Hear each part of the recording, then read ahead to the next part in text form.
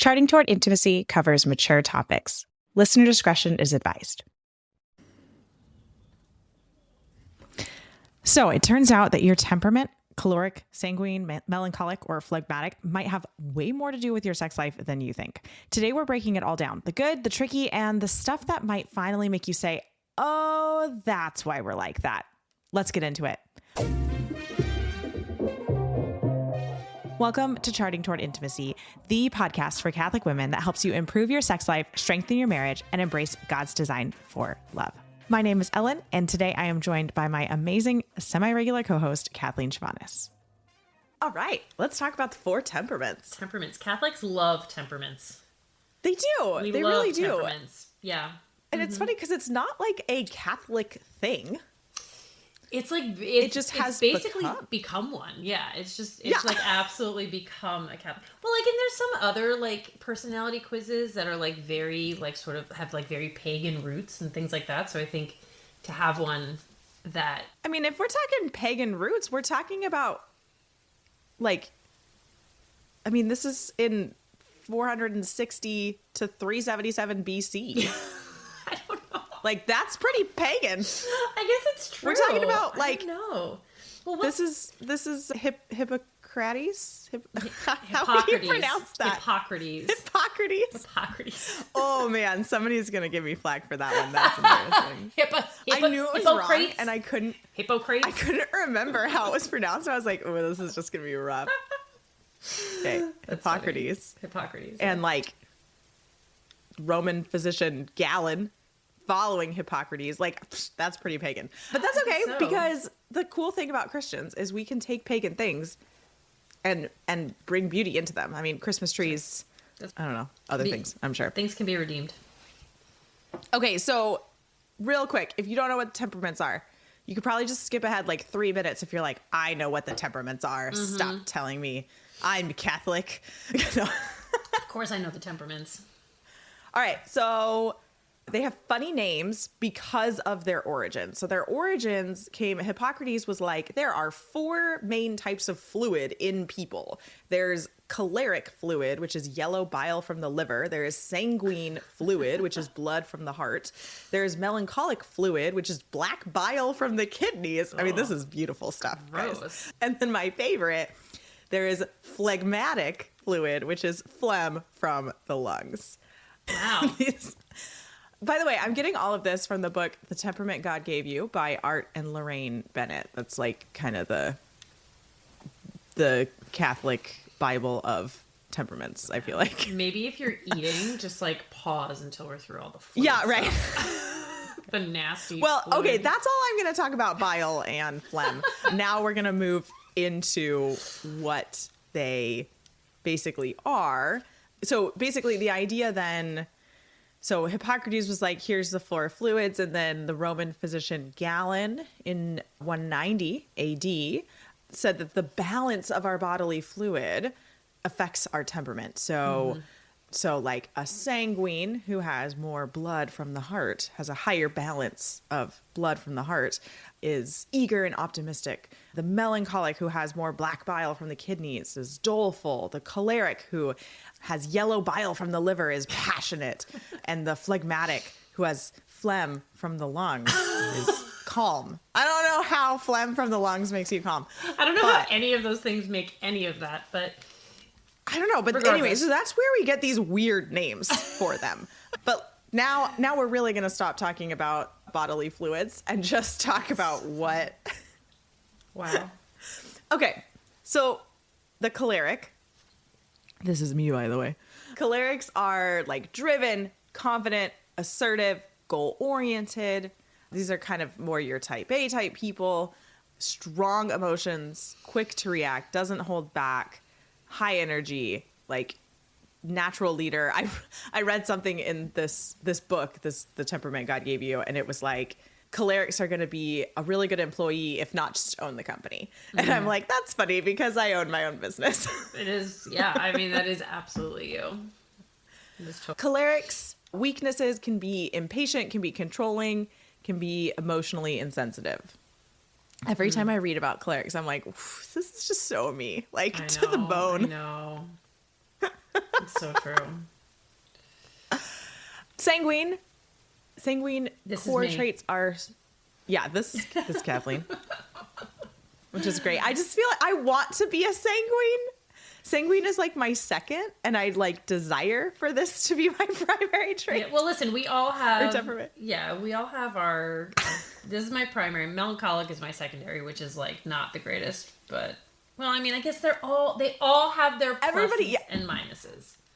Everybody like rags on melancholics, but I think there's some beauty in melancholics. That's true. Very creative. Anyway, I'm go just ahead. so not melancholic, like so not, and I get confused with melancholic people. I'm like, what?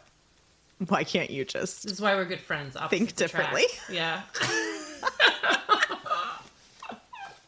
But that's just my choleric coming through. Yeah. Okay, so sanguine are social, fun-loving, affectionate, emotionally expressive. They're quick to react. Emotions are pretty like quick coming. They're like joyful, spontaneous, outgoing. Weaknesses are easily distracted, avoids discomfort, craves novelty. Yeah. We're sort of like the ADHD. Melancholic. people. Right? Yeah. That would be an interesting study. That would be Are there interesting study. more- How many people with ADHD would be considered sanguine as their primary? Very interesting study. Yeah. That would be Yeah. super. Okay. All right, melancholic, the people I just don't understand. I'm just kidding. No, I'm I totally understand kidding. you people. I understand you I'm melancholics being out there. facetious, everyone. All right, core traits are thoughtful, introspective, idealistic, and sensitive. These melancholic are a little slower to react, and emotions are deep. They're lasting. They stick around for a long time. Melancholics are loyal. They are analytical, and they really value like deep connection, deep understanding. Melancholics are self-critical. They are prone to depressive thoughts. They are anxious, prone to overthinking, and have a high fear of rejection. Yeah. Just Kathleen, raising you're my like, hand over here. Yep. Yeah, but also highly creative. That's the one thing melancholics are highly Oh, yes. creative in poetry, art, invention, all of those things. And then the last one, phlegmatic, which I just think is the weirdest name. It is. I mean, all of them are weird, but phlegmatic, oof. It is unfortunate. Phlegmatics are peaceful, steady, kind, agreeable, calm. They're slow to react. Emotions are kind of mild and stable. Phlegmatics are easygoing, empathetic, loyal, and they avoid conflict. Weaknesses is that because of that, they're fairly passive, avoid confrontation, low initiative. So there's our like quick recap of what the 4 temperaments are. Now we want to talk about them in relation to sex and how they're going to affect your sex life. And then also we'll talk about, if we have time at the end, we'll go a little bit into like pairing up the temperaments and how, like, what some of those challenges are with the pairs. We may not be able to get to every pair because I think, you know, we'd be looking at like 16 pairs, Right, yeah. but we'll see what we can at least go through some of Yeah. them. And then I think you can kind of like follow suit, right? Yeah. The other thing is you can look up The Temperament God Gave You, the book by Art and Lorraine Bennett. It's really great, but they obviously don't go into like sex and how this affects sex, but a lot of times it kind of follows if you start thinking about that. But yeah, so I think this would be fun. This will be fun. Let's do it. All right.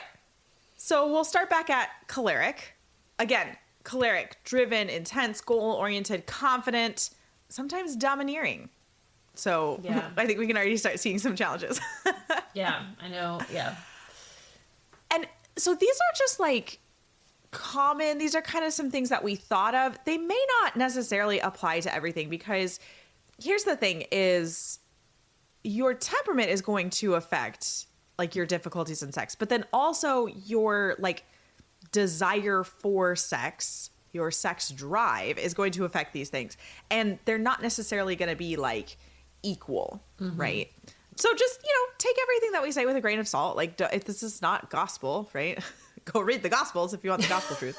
Yeah, but I think it's a good point that our drive is so much like biological, right? And like physiological, not just personality wise necessarily. Like it takes a little bit of both, but this is, all personality. Yeah. All right. So cholerics, I think the things that they're going to struggle with are impatience, right? Impatience with slow arousal. Like if the choleric is also the higher drive spouse, it's going to be difficult for the choleric to wait, to, be like also to tend to the emotional needs of the other spouse. That's going to be a difficulty. Also, like cholerics are very goal oriented.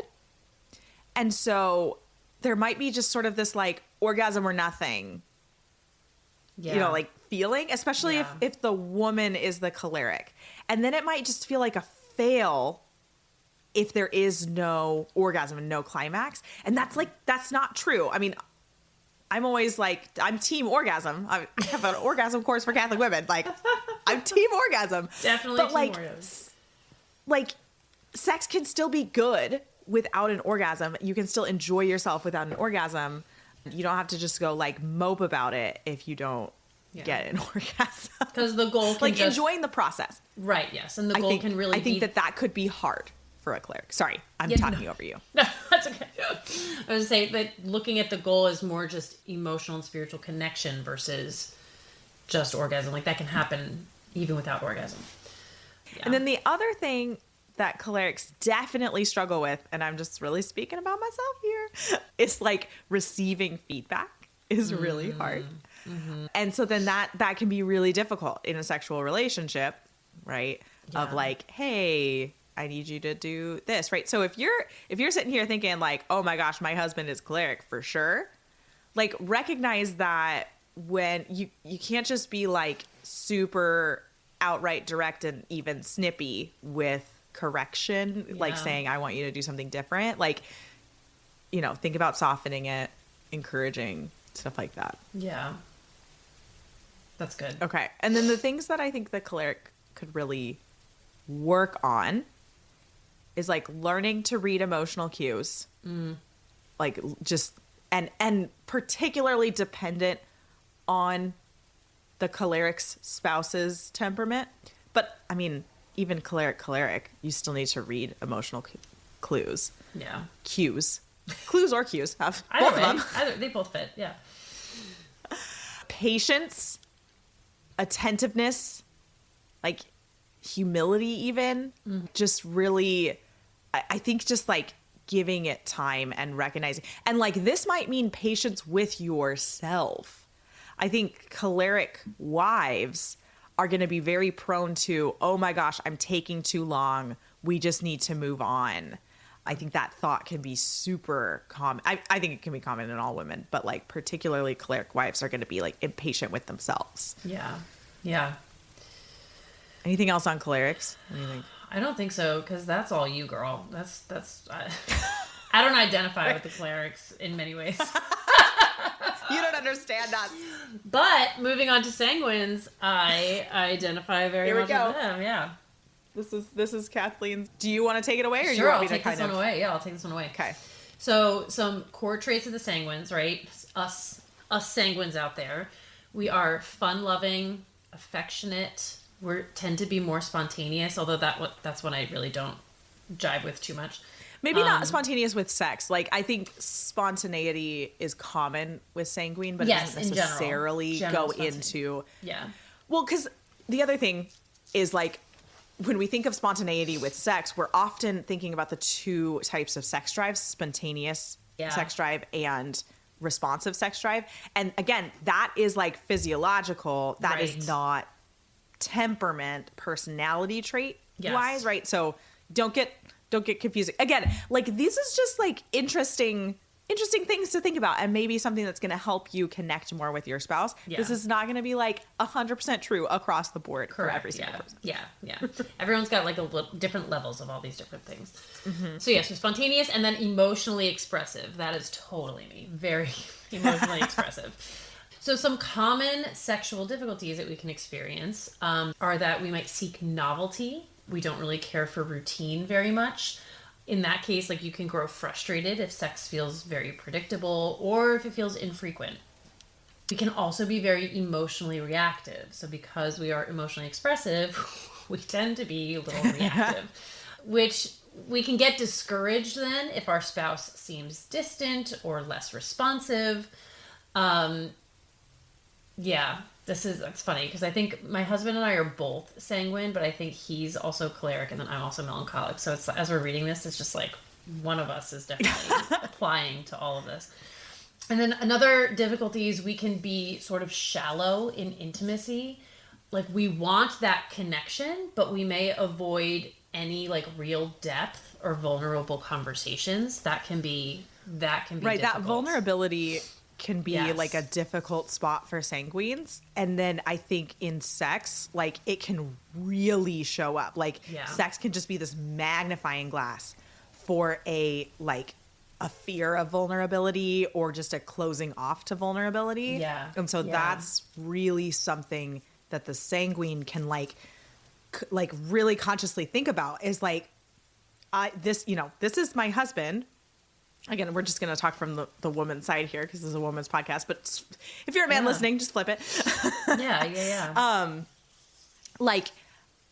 This is my husband. This is my safe place. I am safe here. I can open up. I can be vulnerable. Like it's safe to do so. And like reminding yourself that and then allowing yourself to really open up and be vulnerable. Because sanguine is my second. And so I like definitely feel like particularly that vulnerability one, that's a rough one for me. Yeah, no, I agree. And I have noticed that honestly, if you can work on like foreplay and sort of getting yourself in the mood, that has such an effect on your level of vulnerability.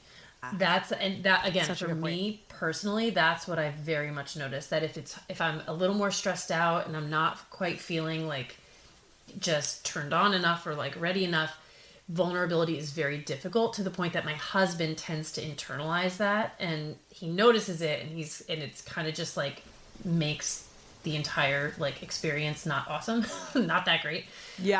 Right. But if I am more dialed in and I'm more relaxed and I'm more turned on, it just makes all the difference in how deep I can actually go, just emotionally, and the vulnerability that I allow myself to experience then. And that's like when you have like really good sex. So it's actually, it's interesting, but that is something that I think we can work on in terms of that vulnerability, is how are we preparing for sex? Can we really engage, to the level that we want to, just by kind of I think that's across the board, like regardless of your temperament. If you're like, I don't, not sanguine, right? But that concept of like intentionally preparing for sex, because I think a lot of times, particularly because we just expect sex to like be easy and spontaneous, we don't intentionally prepare for sex. We don't sit down for 5 minutes and think about sex, right? And think about what we would, and I would even argue 5 minutes is not enough, but if you only have 5 minutes, that's fine. But like, think about, okay, what am I gonna do? How am I gonna initiate? Or my husband already initiated. Are we gonna play like a game during foreplay? Are we gonna talk and tell a story? Are we just gonna be silent and, or whatever, right? Like, and like, how am I feeling? And what do I need today? Like, we don't do that, and we should. Yeah. No, I agree with you. So, okay, back to sanguines. How can we overcome some of these difficulties? So first we can ground spontaneity with intentionality. So that's exactly what we were just saying. It is, yeah, exactly. So keep fun in the bedroom, but also build in rituals that foster connection, right? So maybe that's prayer before being intimate. Maybe that's more eye contact. Maybe it's massage, right? Whatever you need to do to sort of feel that connection prior to intimacy. Another thing is learning to navigate your spouse's moods with stability. So the thing with temperaments is that our emotional energy does not always match, right? Or mirror each other, like depending on what your temperament is. We can't take that personally. You just have to look at your spouse as a whole, right? Like this is who they are. And this is just how we're going to be, right? So don't take it personally if they're not exactly where you are, which I think is something that we can all really struggle with, me especially. Yeah. There's a grid of the temperaments where like let's say the y-axis is high emotional energy and low emotional energy. Yeah. And so the choleric and the sanguine are high on the high emotional energy side. Yes. And then the melancholic and the phlegmatic are on the low emotional energy side. And so that is something that we just like don't really think about all that much. Yeah. But it can really affect, like we can feel like if you're a high emotional energy like person and your spouse is a low emotional energy person, it can feel like, oh my gosh, they don't actually care. They don't actually love me. And it's like, no, they're like, naturally their emotional energy is very low. Like, you know, I'm at a theme park and I'm like skipping around super excited. I was just thinking about a couple of months ago, my family went to Disneyland, right? So I'm like, I am high energy all up here. Yeah. Like my emotions are like super high. I'm so excited, right? My husband is also having a good time. He is not skipping around excited. Like he's pushing the stroller and he's like, where are we going next? Let's so go. funny. You know, and like if I earlier on in our marriage, before I like, before we get to know each other, right? I would have been like so upset that he wasn't also equally as like wildly excited about being at Disneyland. He had a great time at Disneyland.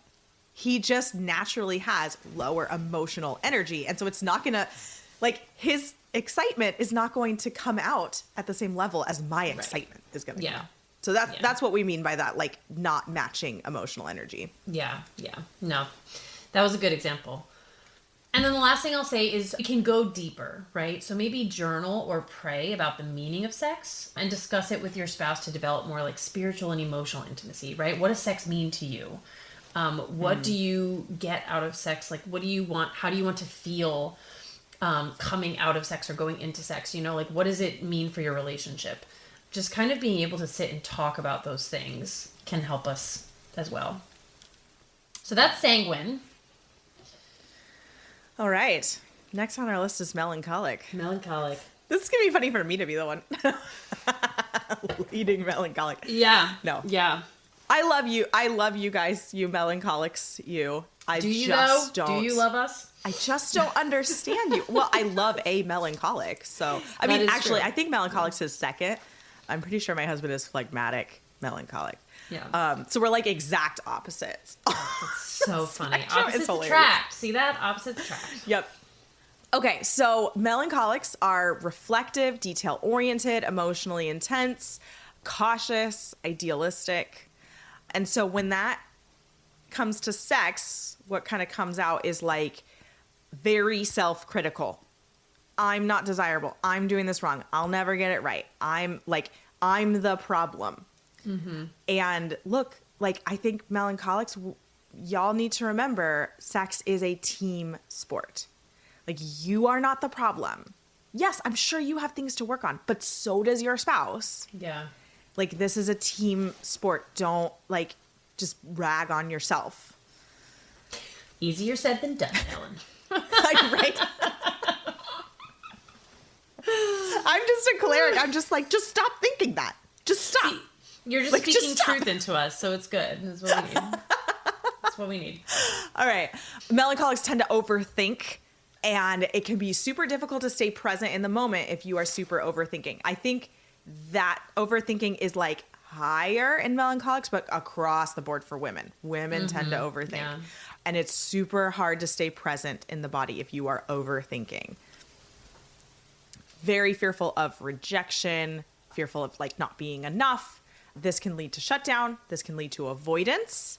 Melancholics, our guess, I mean, we don't really know. There's not like research on it, but our guess is that melancholics probably initiate the least out of the four temperaments. That's my guess. And really just because of like more of this avoidant nature. Yeah.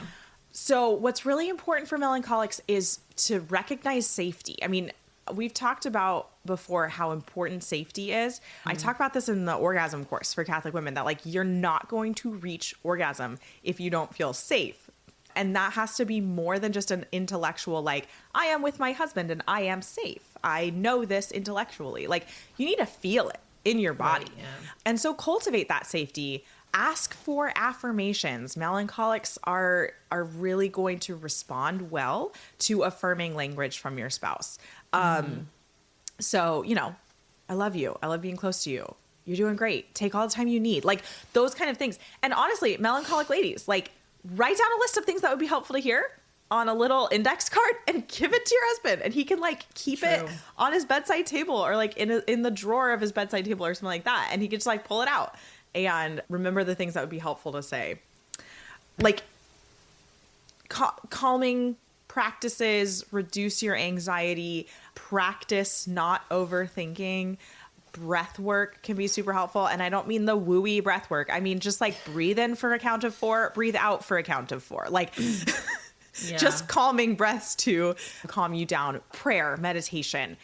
And then like take the pressure off. Keep foreplay like lighthearted and playful even. And then get away from the need for perfection. Shift it into like the what we're doing here is for connection. I think this also really applies to cholerics, is like get rid of that perfectionist nature. But you know, like sex is not about performance. It's not about reaching orgasm. Sex is about unity, about connection, about communication with the spouses. Yeah. Anything else on melancholics? No, you covered it. You did a good job. Which brings us to the phlegmatics. Just the weirdest name. The phlegmy people. I don't know. I don't know either. I don't get it. But so phlegmatics, we've got core traits, which they're the people that are peaceful, they're gentle, they're very agreeable, conflict avoidant, very emotionally steady. Y'all are our gentle parenters. That's what you are. The whole gentle parenting, I just struggle with. It's the phlegmatics. Yeah, you phlegmatics are a people to be marveled at, because I would love so much to be a gentle parent and I can't do it.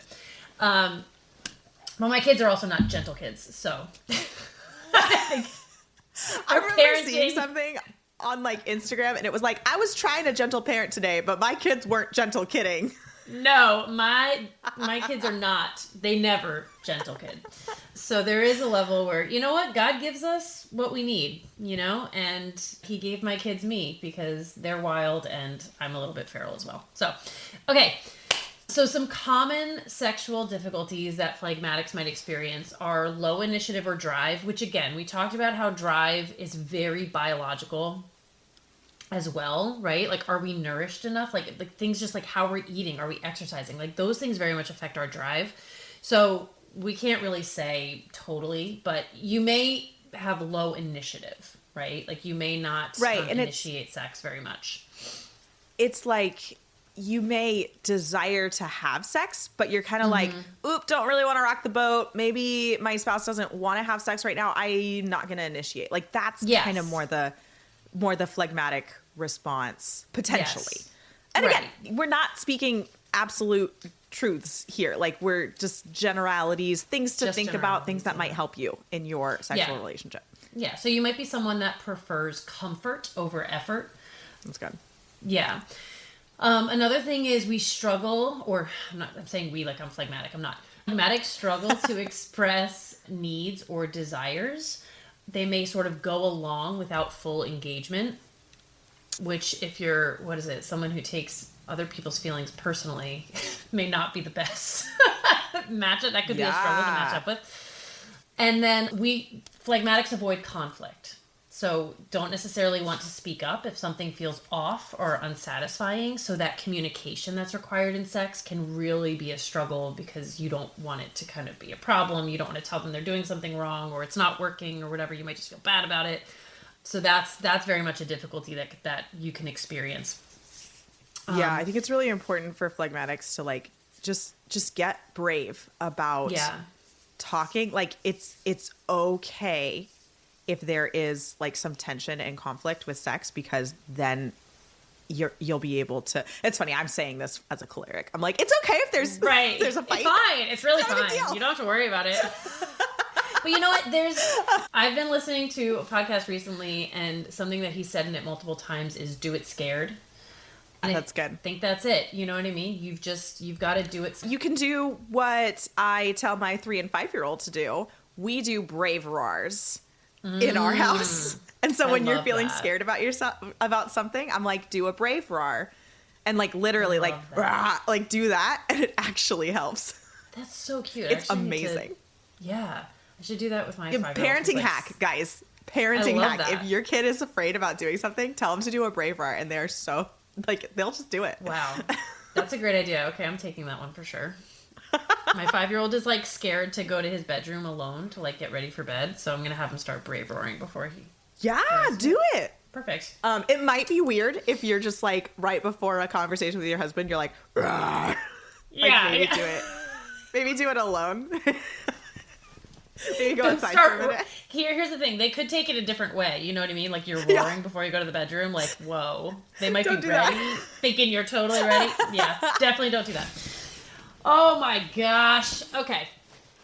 So how to overcome some of these difficulties, right? First, we want to create low pressure opportunities to express our desires. So what does that mean? That means maybe considering some nonverbal cues, some shared journaling, or even just like very low stakes questions like, what do you enjoy most when we're together, right? This is where like a card deck can be really helpful. I just dumped my card deck on the floor before we started recording, and I was like going through some of them with Ellen as I was picking them up. That can be very, very, very helpful. Another thing is to encourage without demanding. So if you're the more driven spouse, you might invite rather than push, saying something like, I'd love for you to start something tonight, but there's no pressure, right?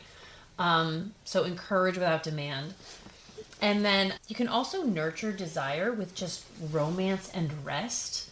Phlegmatics very much need that emotional connection and a peaceful environment to really engage. So allowing that to be the case, to kind of nurture that and happen, can really be helpful in combating some of those difficulties. Yeah. Yeah. Well, so there's the 4 temperaments, and we definitely don't have time to go into like some of the mixed temperament struggles. So here's my call to you guys. If you liked this and you want us to like dive in more to it, like let us know, email or Instagram. Send and message. Our email's in the show notes, Instagram's in the show notes. It's at Charting Toward Intimacy on Instagram. And like, let us know if you want us to like dive into like, okay, so what if you have a choleric husband and a melancholic wife? Like, if you want us to kind of speak into the specifics there's plenty more to talk about on this topic. But if you listen to this and you're like, meh, I don't really care about temperaments, it's fine. We don't have to keep going. Yeah. We thought this was super interesting. Well, and I think that too, that when we take this information on our temperament, our spouse's temperament, and we combine it with the love languages, like I think sometimes we've gotten very used to the love languages being sort of like the rule book for good romance, right? And like how to love and better connection, all that kind of stuff. But that's like just one facet of who your spouse is as a person, right? So when we take... That would be so cool. Yeah. To connect. Like, we should do a follow-up episode, but it should be about how your temperament and your love language are connected. Coincide. Yeah. Because I think there's just like the temperaments just get so much deeper. There's so much. And then when you can connect the temperaments to the love languages, it's like, it's almost like opening this incredible, I don't know, I want to say like Pandora's box of just like how to love better. You know what I mean? It's just like things can kind of piece together and just make so much sense. And it helps us give that whole picture of your spouse. So maybe you'll hear a follow-up episode, but reach out to us if you enjoyed this and you want us to dive in deeper, because we found this super interesting. And they're going to. Yeah, there's a lot more. All right, that'll do it for this episode. Thanks so much for listening. If you're ready to stop feeling confused or discouraged about sex and finally understand how God designed your body for real, beautiful pleasure, you need to check out the Orgasm Course for Catholic Women. I'll teach you the tools and the mindset you need to experience the intimacy you were made for, all deeply rooted in Catholic Church teaching. Head over to vinesandfullbloom.com/orgasm, and I'll see you inside.